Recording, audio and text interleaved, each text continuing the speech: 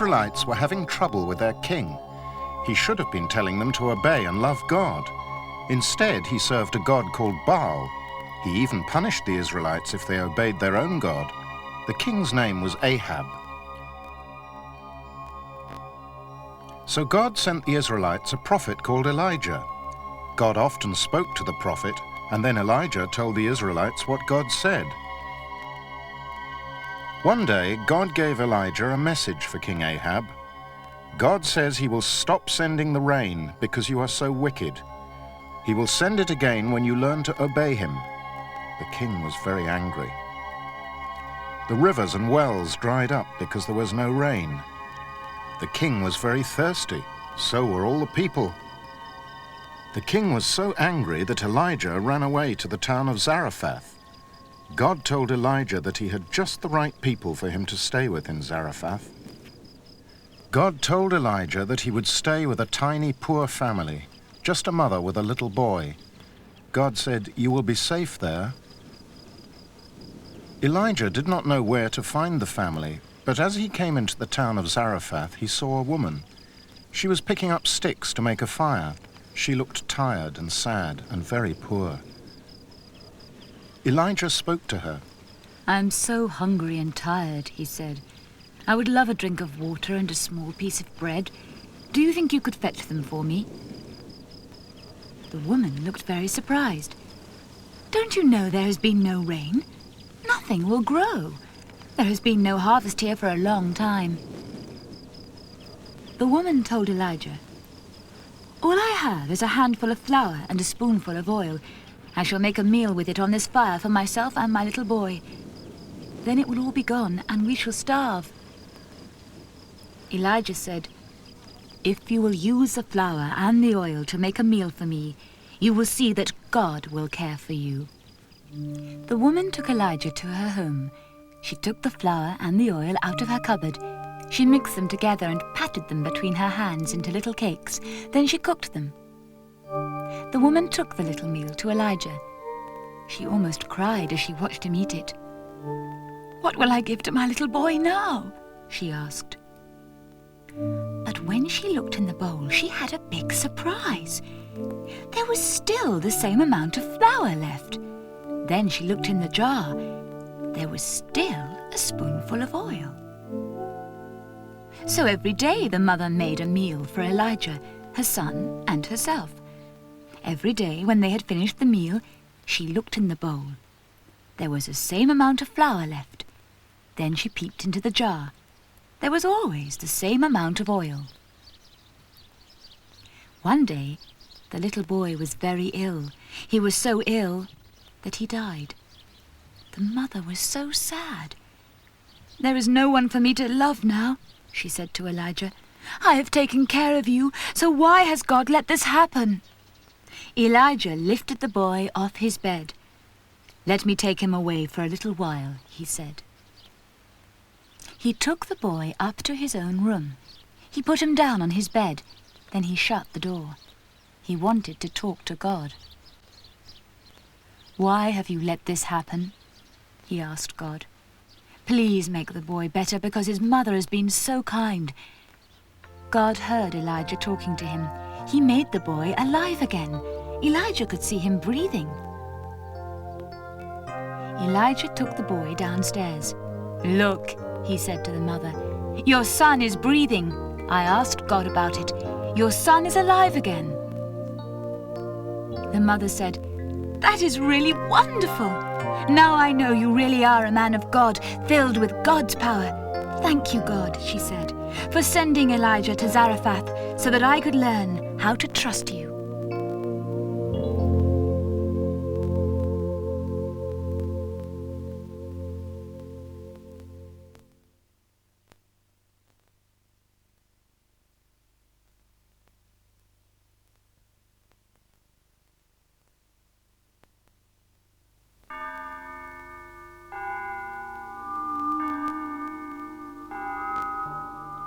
There had been no rain in Israel for 2 years, and it was all King Ahab's fault.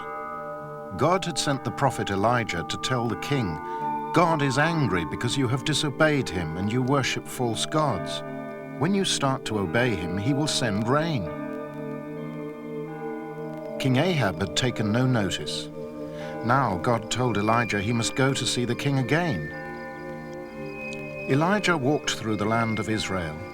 Everywhere was brown and dry. The animals in the fields were thin because there was no grass. The people he passed looked tired and thin too. There were no plants on their farms, so they had nothing to eat. When the people saw Elijah coming, they said, "You must be very brave. The king is angry. He's been looking for you everywhere." When King Ahab saw Elijah coming, he shouted, "Here comes the troublemaker."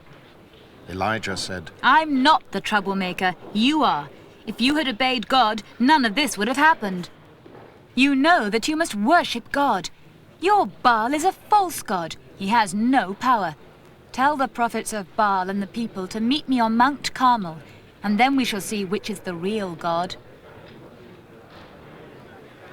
So King Ahab told the prophets of Baal and all the Israelites to go to Mount Carmel. Elijah said, "Let us both offer a bull as a sacrifice. Then you pray to Baal, I shall pray to God. The God who sends fire is the true God." When they all reached the top of the mountain, the prophets of Baal built an altar of stones. They put their sacrifice on the altar, but they did not light the fire. Then Elijah stood up and shouted so that all the people could hear him, "It's time you made up your minds. There can only be one living God. Stop trying to serve both Baal and the God of Israel. Let us see which God is powerful enough to send fire. Then we will know which is the living God who answers prayer, Baal or the God of Israel." Elijah told the prophets of Baal to have their turn first. They prayed and shouted to Baal for most of the day. They clapped their hands and danced around the altar, but no fire came. Elijah started to tease them. "Baal must be asleep. Shout louder and wake him up, then perhaps he'll send you fire." They started to scream to Baal. They danced faster and faster, but still no fire came. Now it was Elijah's turn. He called all the Israelites to come closer so that they could see what was happening. He piled up stones to make an altar and put his sacrifice on it. He dug a trench all around the altar. Then he poured water all over the altar until everything was soaking wet. The water ran down and filled the trench. Then Elijah stood in front of the altar. He prayed so that everyone could hear him. "Lord God, please prove to your people that you are the God of Israel. I want them to know that you are the only living God." Suddenly there was fire on Elijah's altar. It blazed hot and red, and the smoke swirled into the air. It burned up everything. It even made the water boil away. The people shouted, "The God of Israel is the God who hears us. We will serve the living God." "You can go home now," Elijah told the king. "I can hear the rain coming." Away across the sea was a small dark cloud. It came quickly. Soon the sky darkened and big drops of rain began to fall. God's people had come back to him. The grass would grow again. The thirsty days were over.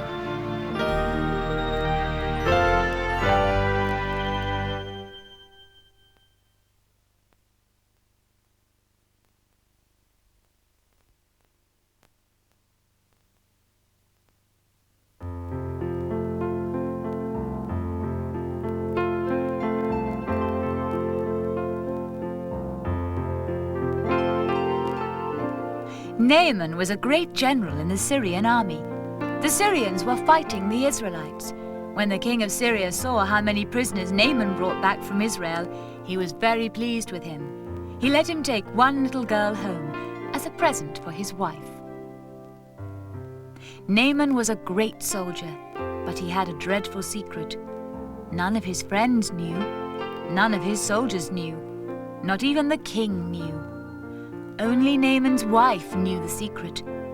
Naaman was very ill. He had a terrible skin disease. It was getting worse and worse all the time. Poor Naaman. He tried to cover it up, but he knew that soon people would see the marks on his face and hands. Naaman's wife was very sad. She loved Naaman. She tried to pretend that nothing was wrong. She tried to look happy and pretty.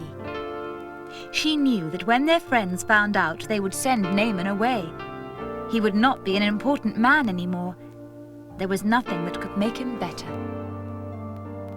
One morning, Naaman's wife started to cry. The little servant girl Naaman had brought from Israel saw her crying. "Please don't cry," she said. "You will make your face red. Look, I have put out your best yellow dress to wear. Do cheer up." But Naaman's wife kept on crying. "Whatever is the matter?" asked the little servant girl. "General Naaman has a terrible skin disease," his wife said. "When everyone finds out, they won't want us as friends. Naaman will be sent away." The little girl thought for a while. Then she said, "I know a man in Israel who could help. His name is Elisha. He is a prophet of our God. Our God could make Naaman well again." Naaman's wife ran to tell her husband. Naaman had to tell the king of Syria his secret so that he could go to Israel. He took some men with him and a letter for the king of Israel. When Naaman got to Israel, the king was frightened. Is the king of Syria trying to start another battle? How can I make Naaman well? I'm not God. Just then there came a message from the prophet Elisha. "Don't be frightened," the message said. "Just send Naaman to me." The king was pleased. You need to visit the prophet Elisha, not me. All the servants bowed low to Naaman as he went from the palace. "Oh dear, let's hope Elisha helps them," they said. "We don't want another battle."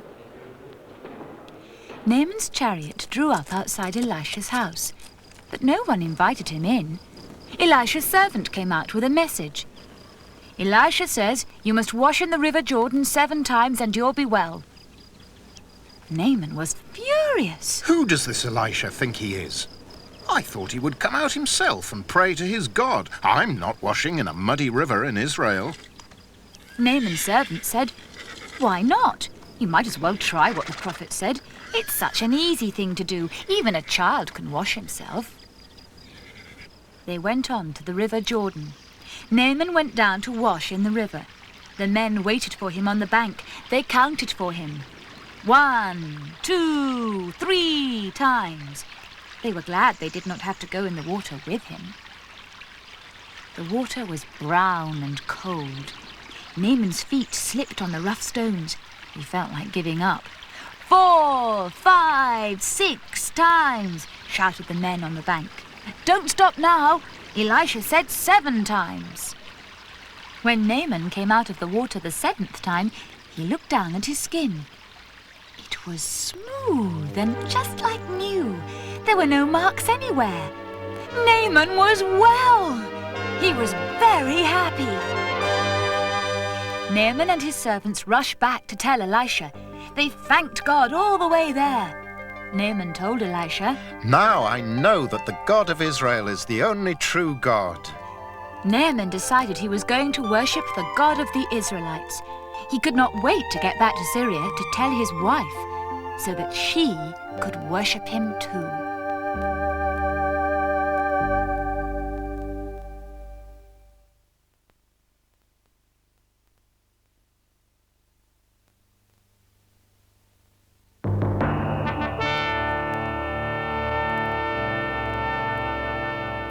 God's people were glad.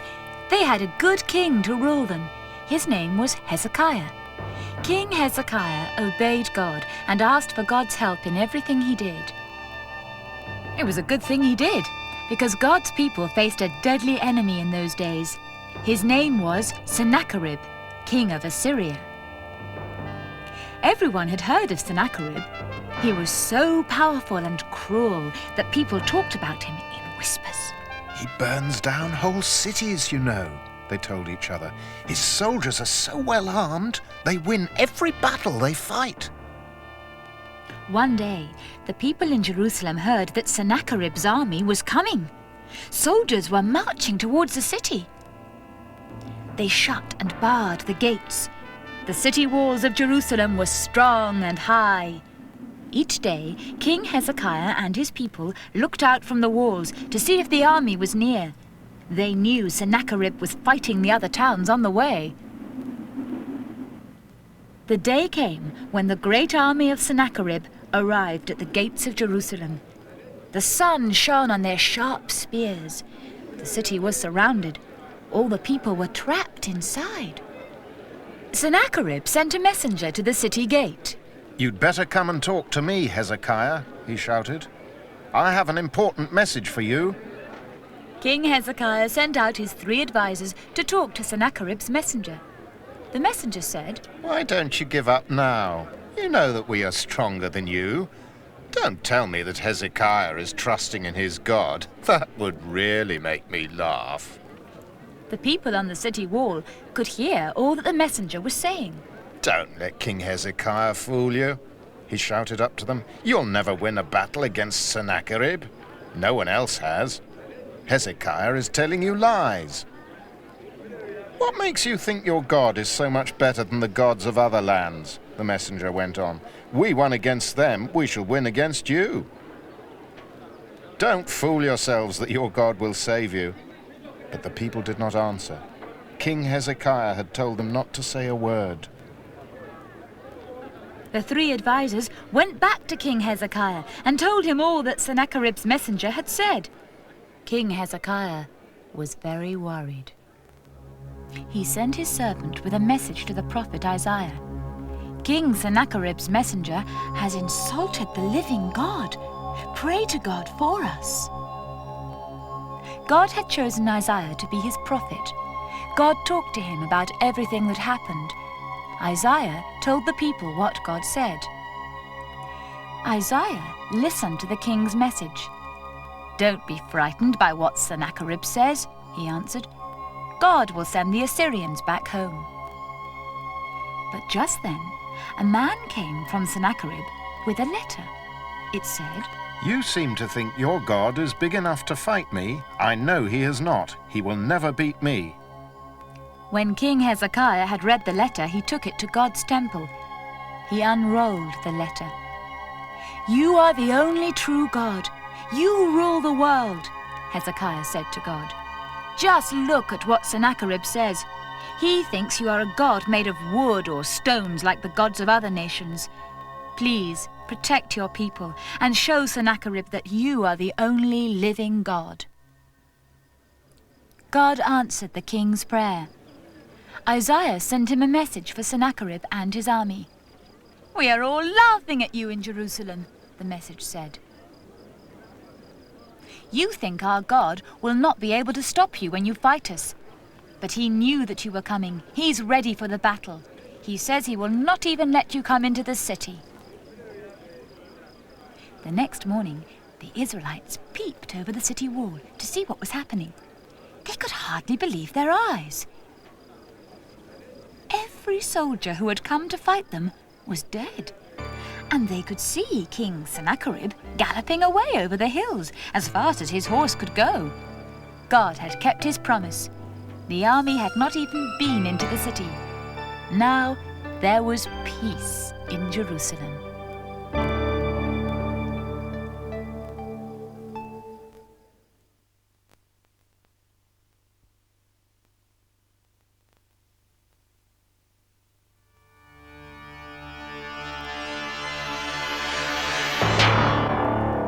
Jeremiah was a young man when God first spoke to him. He was very surprised. It had never happened to him before. It was really quite astonishing. God said, "I chose you even before you were born to be a prophet and speak to my people for me. Now it's time for you to begin." Jeremiah was very shy. "I can't possibly be a prophet," he said. "I'm too young, and anyway I wouldn't know what to say." "Do you think that I will leave you to do the job on your own?" asked God. "Of course not. I shall give you the words to speak." And Jeremiah felt a finger touch his lips. God told Jeremiah how much he loved his people. He had loved them from the very beginning when he chose Abraham to start a new nation. "The trouble is," God said, "they so often forget me. They say that they love me, and then they go off and worship idols, gods made of stone and wood. Now you are going to be my prophet. You must tell my people to change their ways before it is too late." So Jeremiah went out to start his new job. God told him to go to the temple in Jerusalem.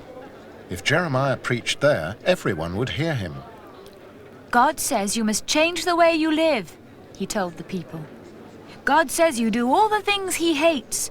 Then you come to this temple, which is his special place. You have no right to come here unless you change." The people listened, but they did not do what God told them to do. Jeremiah reminded the people of the special promises God had given to Abraham. "God promised to protect the whole nation if you served him," he told them. "You have broken your part of the promise," Jeremiah said, sadly. "God still loves you, but he can't keep his part of the promise unless you change the way you live." The people listened, but still they did not change, as God had told them to do. So Jeremiah pointed to the potter's workshop near the temple. "See the potter?" he asked them. "If the pot he is making goes the wrong shape, what does he do?" The people said, "He squashes it flat and starts again. Everyone knows that." "Yes, and that is what God will do if the nation he is making goes wrong," said Jeremiah. The people listened quietly. God told Jeremiah to buy a large clay jar. Then Jeremiah said to the people, "God says that because you have disobeyed him, he will punish you." He lifted the clay jar above his head and then smashed it on the ground. "This is what God will do to his people," he said. "The king of Babylon will come and destroy this city." The people looked at the thousands of pieces. Nobody would ever be able to mend it. The crowd grew angry. "What right has Jeremiah to pretend to be a prophet?" they said. "Someone must stop him." They did not like being told that they were wrong. But although he was frightened, Jeremiah would not stop speaking. He spoke in the temple. He sent messages to the king. In the end, the king sent guards to arrest him. The king's men took Jeremiah and threw him into a dry well in the palace courtyard. It was deep and slippery. He wouldn't be able to talk to anyone there. But Jeremiah had a friend in the city. He went to the king and said, "Your Majesty, it was wrong to throw Jeremiah down the well. Our enemies have surrounded the city. There is no food. Jeremiah will starve and die. Please let me rescue him." So Jeremiah was pulled up out of the well with a rope and kept in prison instead. But God meant what he had said. He was going to punish his people. One day the enemy broke into the city. They tied up the Israelites with ropes and took them away as slaves to Babylon. They smashed the houses and burned the palace. God's temple was now just a heap of stones. Only a few people were left in the city, and one of them was Jeremiah. Jeremiah was very sad, hungry, and lonely. He looked around the city which had once been so beautiful. Now it was ugly and empty. Then he remembered something God had told him. "The city of Jerusalem will be spoiled, and the people taken prisoner. But when my people have learned to obey me, I promise that I will bring them back home to Jerusalem." God still loved his people. There was hope.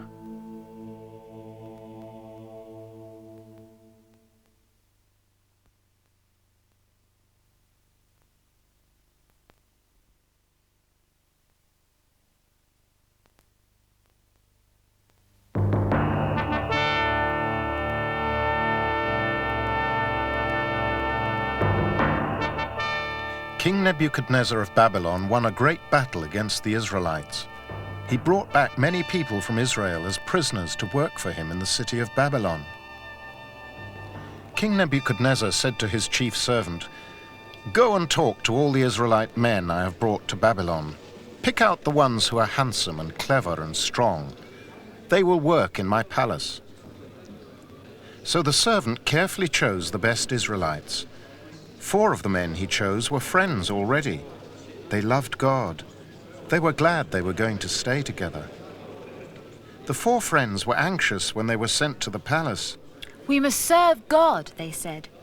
"What shall we do if we are given the wrong food to eat? Food which is against God's laws." So one of the 4 friends, called Daniel, went to talk to the chief servant. "We want to keep the laws God has given us, even though we are in Babylon," he said. "We are not allowed to eat the food you have prepared for us," said Daniel. "Please give us just vegetables and water for 10 days. You will see that God will keep us healthy if we obey him." The chief servant said, "I hope I don't get into trouble for this." After 10 days, the chief servant found that the 4 friends were well and strong. "Your God does take care of you when you keep his laws," he said. He was surprised. One day there was great excitement in the palace. The king had had a bad dream. The 4 friends heard him shouting at his wise men. "What was the dream about, and what does it mean?" he yelled. The wise men all came out looking very worried. "That's an impossible question," they said. "How can we know what he dreamed?" The king shouted out after them, "If you can't tell me, I'll have you all killed." The wise men shook with fear.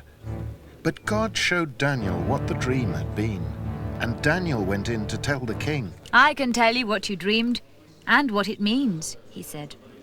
The king listened carefully. The king was very pleased with Daniel. Then he said, "Your God is great and has made you clever. I want you to be my special wise man. I will give your friends important work too." King Nebuchadnezzar could see how powerful God was. He knew that God had made Daniel into a clever man. But the king still thought that he was the most important person of all. So King Nebuchadnezzar made an enormous golden statue. The king told everybody to come and see it. There were big crowds of people. A band was ready to play music. "When you hear the music, you must bow down to my statue," said the king. A servant read the king's command. "If you hear the music of the band and see the golden statue and do not bow down, you will be thrown into a blazing fire and burned to death." All the Israelites knew that their law said that they must only bow down to God. Daniel's 3 friends said, "We love God. We cannot bow down to the golden statue." When King Nebuchadnezzar heard that Daniel's 3 friends were not bowing down to his golden statue, he was very angry. "If you do not bow down, you will be thrown into the blazing fire," he said. "Maybe God will save us from the fire," said the 3 friends. "And maybe he won't. But anyway, we cannot bow down to the statue." King Nebuchadnezzar was furious. "Heat the fire 7 times hotter," he shouted. "Tie them up and throw them into the fire," commanded the king. The fire was so hot it burned the men who threw the friends into the fire. Then King Nebuchadnezzar's face went white. He said to his men, "We put 3 men in the fire, but look, there are 4 now, and they are walking in the fire." The people screamed. King Nebuchadnezzar shouted to the men to come out of the fire. Only the 3 friends came. They were not burned. They did not even smell of fire. King Nebuchadnezzar told all the people in Babylon, "Now I know that the God of the Israelites is the true God.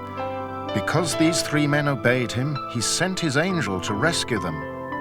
There is no other God who can rescue like this."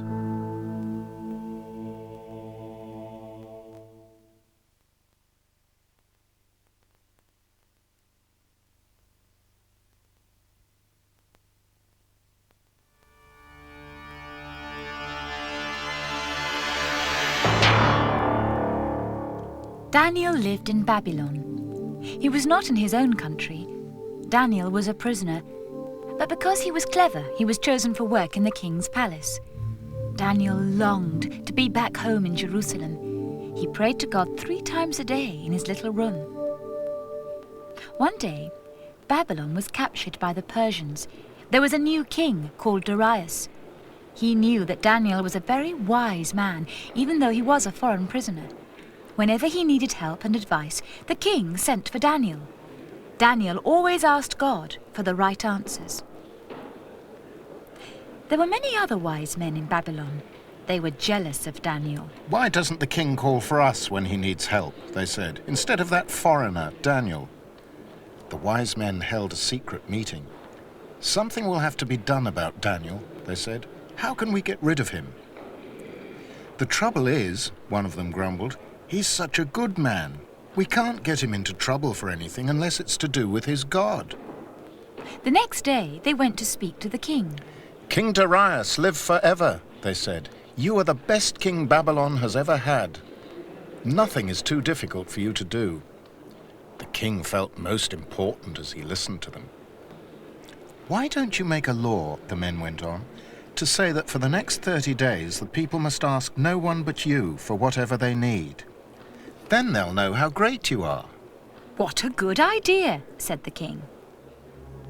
Daniel was in the palace when the new law was read out. It said that anyone who disobeyed the law and asked his God for anything would be thrown into the pit where the lions were kept. The men followed Daniel home. Then they hid where they could watch him. "Let's hope he asks his God for something," they whispered. "Then we'll be rid of him." Daniel thought about the new law as he went home. He always thanked God for his help and for taking care of him, but there were things he asked for too. The king's law had said he must not do that. Daniel went to the open window. He started to pray out loud to God, just as he always had. The men who were hiding nearby saw Daniel at the window. They heard him ask his God for what he needed. They were so pleased. They ran to tell the king that Daniel had broken his law. The king was very sad. He did not want to hurt Daniel. "I wish I hadn't made that new law," said the king. "Those men are only jealous. Now I shall have to throw Daniel to the lions." King Darius could not break his own law. He had written his own name on the paper when the law was made. The law could not be changed. So the soldiers from the palace went to get Daniel. They took him to the place where the lions were kept and threw him in. The king went back to his palace. He knew how silly he had been to make a law like that. He could not sleep. "I do hope Daniel's God is as powerful as Daniel says he is," the king thought. "Perhaps he will save Daniel from the lions."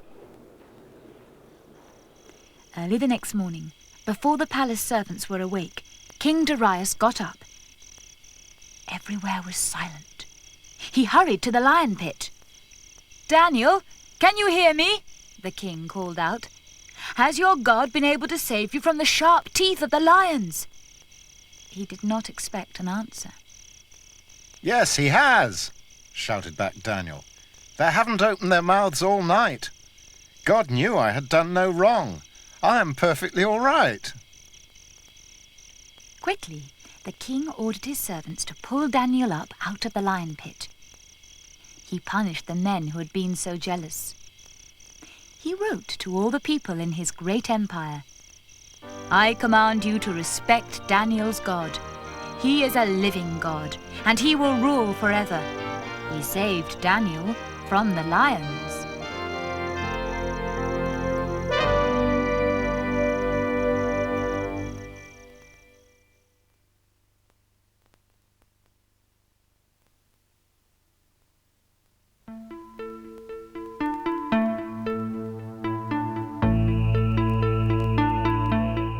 One day, in the city of Susa, there was great excitement. The king of Persia was going to choose a new queen. The most beautiful girls in the land were sent to the palace. For a whole year, they were given special food. They were made even more beautiful, ready for King Xerxes to choose the one he liked best. One of the girls sent to the palace was called Esther. She was Jewish. Her parents had died when she was a little girl, so she lived with her uncle. "You are so beautiful, I'm sure the king will choose you," said her uncle Mordecai. "But don't tell him you are Jewish. Keep that a secret." Esther did as Mordecai told her. She kept her secret. King Xerxes chose her out of all the other girls because she was so lovely.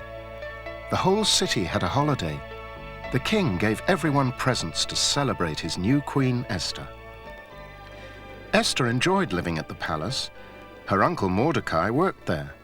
He told Esther what was happening in other parts of the busy palace. One day, he was very worried. "I have just heard 2 men planning to kill the king," he said.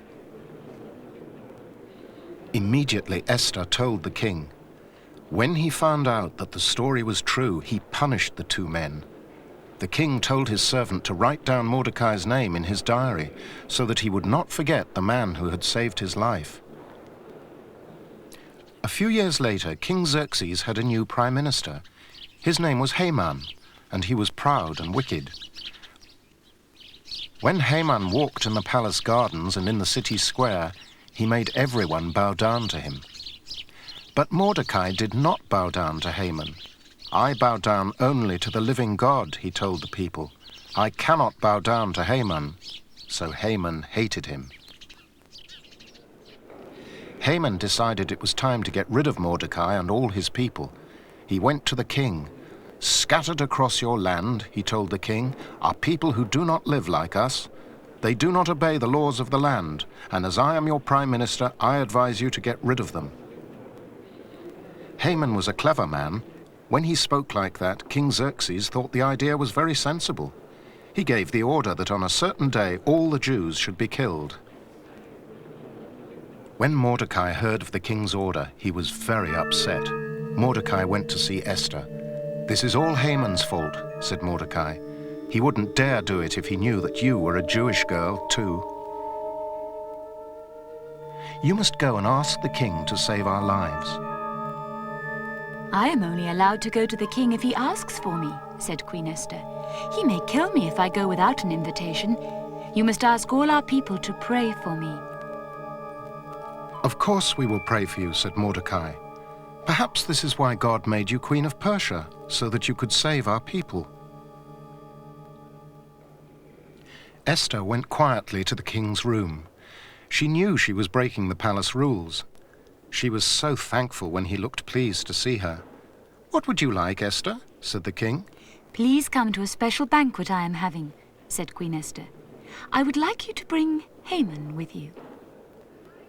The king and Haman came to the banquet. It was a delicious meal. Haman felt very proud of being at the queen's banquet.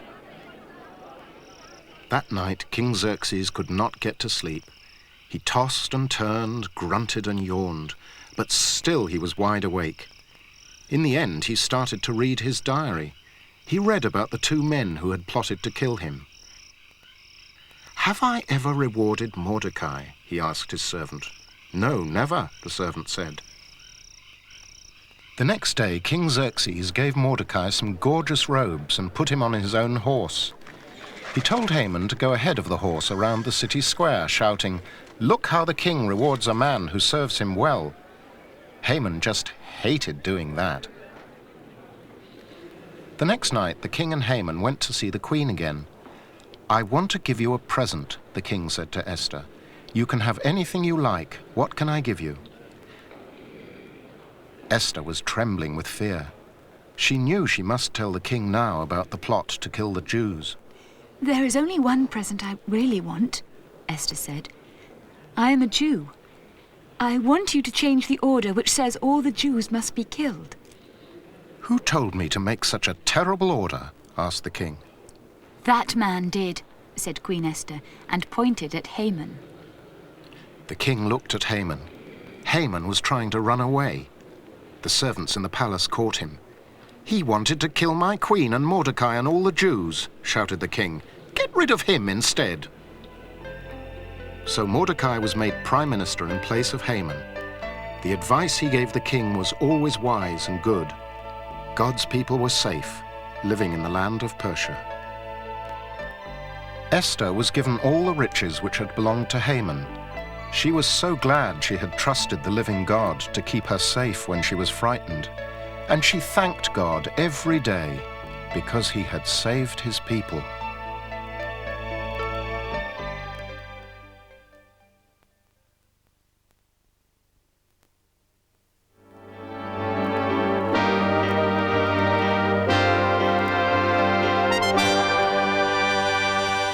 Nehemiah was an exile. Years before, his family and many others had been taken prisoner by the king of Babylon and marched away from home to work in a far-off land. When the king of Persia conquered Babylon, some of the people went back home, but Nehemiah was left behind. Nehemiah worked in the king's palace at Susa. It was his job to serve the king's wine. He was an important man. Nehemiah often felt very homesick. He remembered the beautiful city of Jerusalem before it was destroyed. How happy his people had been when they lived there together. One day, Nehemiah's brother and some other men visited him at the palace. "What is happening at home?" Nehemiah asked. "Are the people who have gone back building Jerusalem again?" The men had nothing but bad news for Nehemiah. "No," they said. "The city of Jerusalem is still just a pile of stones. The walls and gates are all broken down." So Nehemiah prayed to God. "You have kept all the promises you made to your people," Nehemiah said to God. "We are the ones who have done wrong," he said sadly. "That's why we are prisoners here. But please hear my prayer and keep your promise to take us back home." When Nehemiah had prayed, he went on with his work. He took the wine to the table where the king was waiting. The king looked at Nehemiah. "You seem very sad," he said. "What is the matter?" Nehemiah thought he would be punished for looking sad. "I am really sorry," he said, "but I just cannot help it. Someone has told me that Jerusalem is still a pile of stones and nobody seems to care." "What do you want me to do?" asked the king. "Please let me go back to rebuild the city of Jerusalem," Nehemiah said. The king said he would let Nehemiah go. They talked for a long time about how long it would take and what Nehemiah would need for the job. "God really answered my prayer," thought Nehemiah as he went to bed that night. It was a long, dangerous journey for Nehemiah and his men. When at last they saw Jerusalem, they were sad. That night, when it was dark, Nehemiah rode on a donkey right round the city with a few friends. "What a lot of work there is to do," they whispered to each other. The next day, Nehemiah spoke to all the people. "God has given us this job to do. He will help us to do it well." So they divided into groups.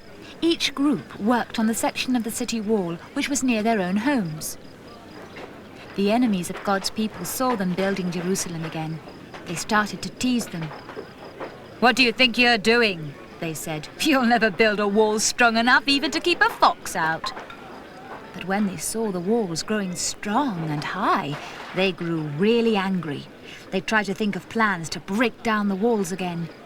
Nehemiah and his men had to watch out for attack all the time, so some of the men built the wall while others stood on guard.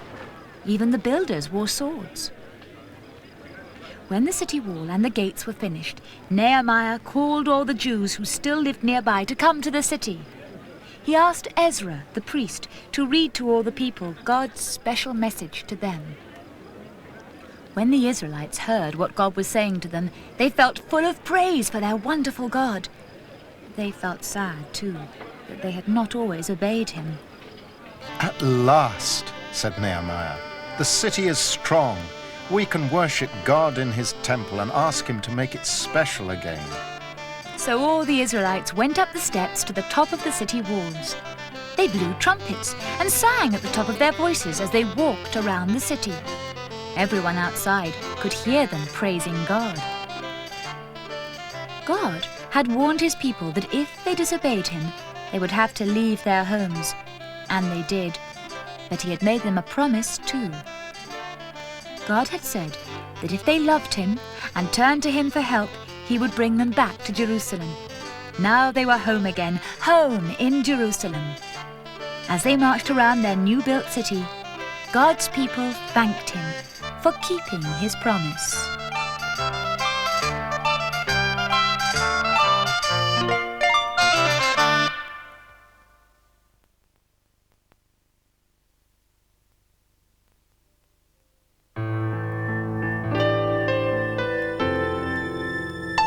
Once upon a time, there lived a man called Jonah. He was a prophet. God had specially chosen him to take messages to his people.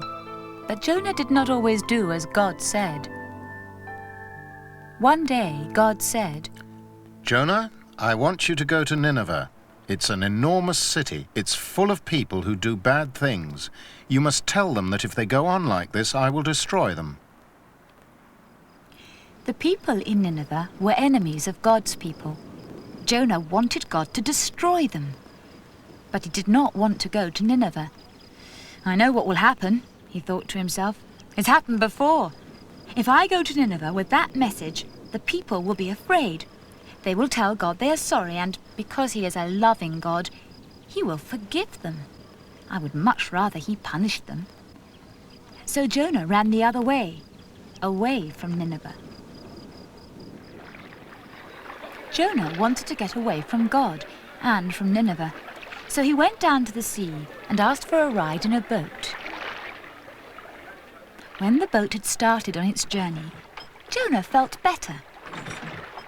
God hasn't spoken to me while I've been on the boat, so I must have left him behind, thought Jonah. And I'm certainly going away from Nineveh. But after a while, a terrible storm began. The boat went up and down on the enormous waves. The wind blew it in the wrong direction. The sailors were frightened. They thought they would all be drowned. But Jonah got onto his bunk and went to sleep. When I wake up, the storm will have stopped, he thought. Jonah slept, but only for a little while. Then the ship's captain came to wake him up. What are you doing asleep? He asked. We're all going to be drowned. Don't you have a God to pray to? Then Jonah saw how silly he had been. It's all my fault, he said. My God has sent this storm to stop me running away from him. If you throw me into the sea, the storm will stop. The captain was afraid. He did not want Jonah to drown, but Jonah knew it was the only way to stop the storm. So in the end, they threw Jonah over the side, into the water. The storm stopped at once. Then the captain and the other men said, This God of Jonah's must be very powerful if even the storm obeys him. They didn't know that God had sent an enormous fish to swallow Jonah. Jonah was very frightened. It was slimy and dark inside the fish. "Help me!" he shouted to God. "I can see how stupid I've been. You are a great God, and I should be obeying you." After 3 days, the fish spat Jonah out onto some sand. Then it swam away, feeling much better. Now, God said to Jonah, please stop being silly. Go to Nineveh as I told you. So Jonah set off for Nineveh. He could still remember what God had told him to say. Jonah told the people in Nineveh that God was angry about the things they did. He said that God would punish them if they did not change. The people believed him.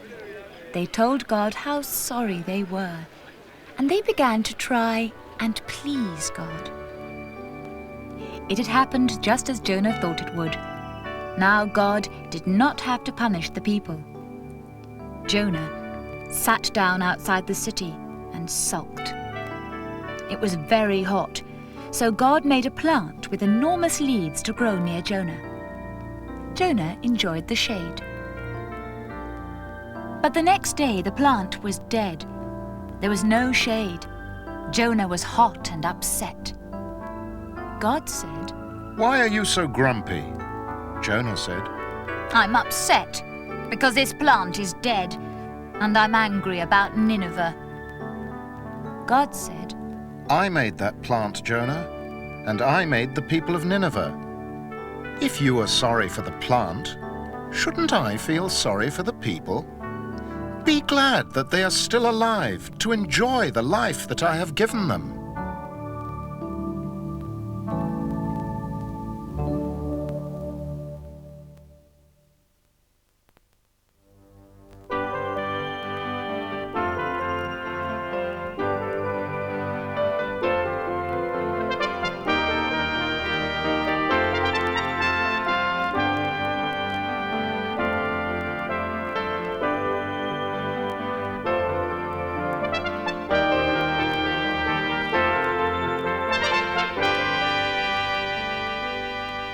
We hope you've enjoyed these stories. If you would like to listen to more, there are another 4 cassettes available. If you like to read a story as well as see it on the screen, there are 52 books you can buy. These are produced by Lion Publishing and have the same illustrations and text as the cassettes, so that you can easily follow the story.